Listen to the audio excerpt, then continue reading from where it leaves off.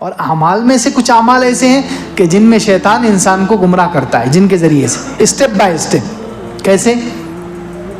سب سے پہلے انسان کو مجبور کرے گا یا وسوسہ ڈالے گا یا اس کو گمراہ کرنے، کفر پر لے جانے کی کوشش کرے گا،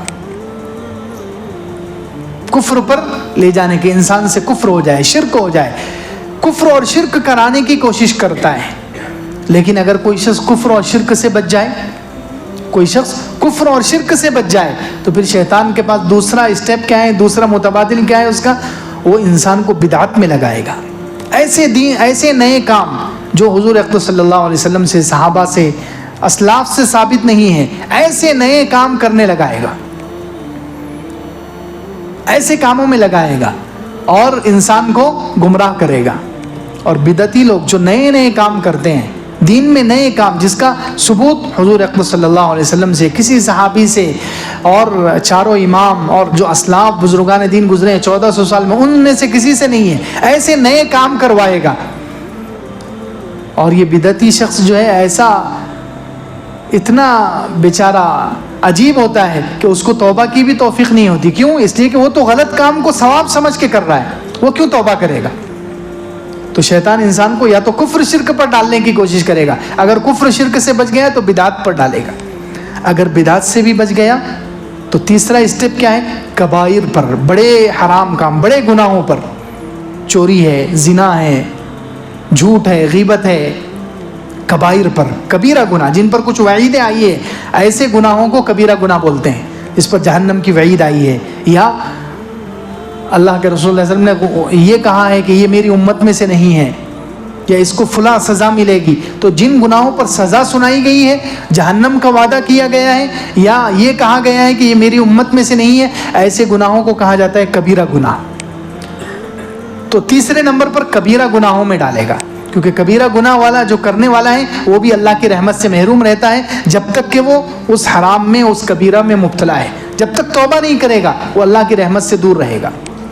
اگر انسان کبیرہ سے بھی بچ جائے، اگر مسلمان کبیرہ سے بھی بچ جائے تو چوتھے نمبر پر وہ صغیرہ، چھوٹے چھوٹے گناہ. یہ بھی کوئی آج کل یوں تو ہم نے بہت اس کو آسان سمجھ لیا ہے، حالانکہ اللہ کے رسول صلی اللہ علیہ وسلم نے فرمایا ایاکم ومحقرات الذنوب، چھوٹے چھوٹے گناہ کو حقیر سمجھنے سے بچو، اس لیے کہ فَإِنَّهُنَّ يَجْتَمِعْنَ عَلَى الرَّجُلِ فَيُهْلِكْنَهُ، یہ جمع چھوٹے چھوٹے گناہ انسان کے اوپر جمع ہو جاتے ہیں، پھر اس کو ہلاک کر دیتے ہیں. چھوٹے چھوٹے گناہ پہاڑ بن جاتے ہیں. یہ روزانہ اگر 10 چھوٹے گناہ کریں گے، 5 چھوٹے گناہ کریں گے تو اندازہ لگائیے 10-20 سال میں کتنے ہو جائیں گے، 10-20 سال میں کتنے ہو جائیں گے. زندگی بھر کوئی شخص چھوٹے چھوٹے گناہ کر رہا ہے، یہ سوچ کر کہ میں تو چھوٹے گناہ کر رہا ہوں. تو اللہ کے رسول صلی اللہ علیہ وسلم فرما رہے ہیں کہ یہ چھوٹے چھوٹے گناہ انسان کے اوپر جمع ہو جاتے ہیں اور پھر جمع ہو کر وہ اتنا بڑا ڈھیر بن جاتے ہیں، اللہ کا غضب آتا ہے اور اس کو جلا کر راکھ کر دیتا ہے. تو چوتھے نمبر پر وہ کیا کرے گا؟ اگر کبیرہ نہیں کر رہے ہیں تو چوتھے نمبر پر وہ صغیرہ گناہوں پر ڈالے گا. اگر انسان صغیرہ سے بھی بچ گیا تو پھر 5ویں نمبر پر مباح، کچھ ایسی چیزیں جو جائز ہیں، جن پر کوئی ثواب بھی نہیں، کوئی گناہ بھی نہیں، جن پر ایسے کاموں میں لگا دے گا نیکیوں سے ہٹا کر. جیسے مباح چیزیں جائز ہیں جن پر نہ ثواب ہے نہ گناہ ہے، جیسے کھانا پینا ہے، تھوڑا بہت سیر و تفریح کرنا، گھومنا پھرنا ہے، یہ کھانا پینا، تھوڑی بہت سیر و تفریح، تھوڑا بہت کھیل کود، یہ جائز ہے، یہ حرام نہیں ہے یہ.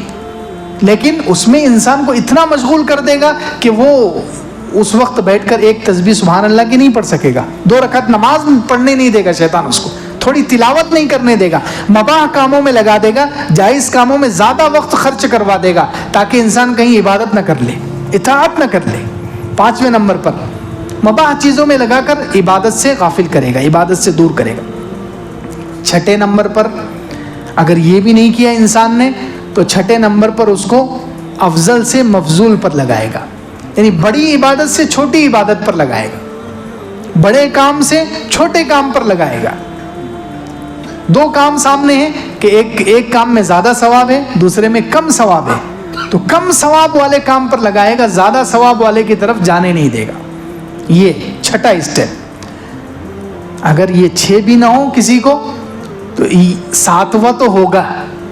7ویں سے تو نبی بھی محفوظ نہیں رہتے.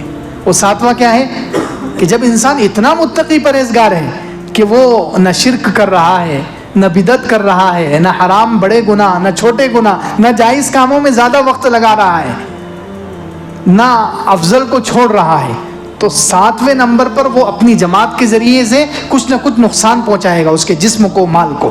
یہ 7واں کام کرتا ہے شیطان. اس نے حضرت ایوب علیہ السلام کے ساتھ کیا. قرآن میں حضرت ایوب علیہ السلام نے جب دعا کی ہے تو کیا دعا کی ہے؟ وَاذْكُرْ عَبْدَنَا ایوب، 23ویں پارے میں ہے. آپ یاد کیجئے ہمارے بندے ایوب کو. اذ نادى ربه انی مسنی الشیطان بنصب وعذاب. اے اللہ، جب انہوں نے اپنے رب کو پکارا اور کیا کہا؟ اے اللہ مجھے شیطان نے بہت تکلیف پہنچائی ہے.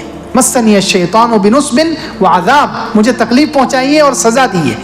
یعنی ان پر جو آفت آئی تھی، مفسرین نے لکھا ہے کہ حضرت ایوب علیہ السلام پر جو مصیبت آئی تھی اس میں شیطان کا ہاتھ تھا.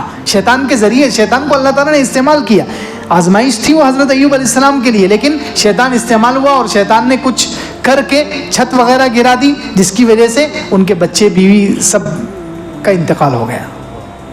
تو شیطان کم سے کم یہ کروائے گا. اگر وہ 6 کام انسان نہیں کر سکا تو 6ٹھا کام انسان کو نقصان پہنچائے گا. اللہ کے رسول صلی اللہ علیہ وسلم کو بھی نقصان پہنچانے کی اس نے کوشش کی. جب حضرت ایوب علیہ السلام کو کیا، حضور اقدس صلی اللہ علیہ وسلم کو نقصان پہنچانے کی کوشش کی. حضرت جبرائیل علیہ السلام نے آ کر حضور صلی اللہ علیہ وسلم کو ایک دعا سکھائی. معراج کے واقعے میں ہے یہ بات کہ معراج کے لیے جب جا رہے تھے تو شیطان بلا رہا تھا، اور بعض روایتوں میں شیطان نے حملہ کر دیا حضور اقدس صلی اللہ علیہ وسلم پر. تو حضرت جبرائیل علیہ السلام ساتھ میں تھے. حضرت جبرائیل علیہ السلام نے کچھ کلمات کو دعا سکھائی. وہ دعا جیسے ہی پڑھی شیطان بھاگ گیا. تو کم سے کم شیطان، خیر یہ 6 طریقے ہیں کہ انسان کو اعمال میں اس طریقے سے وہ گمراہ کرتا ہے. اللہ تعالی ہماری ہر طرح سے حفاظت فرمائے.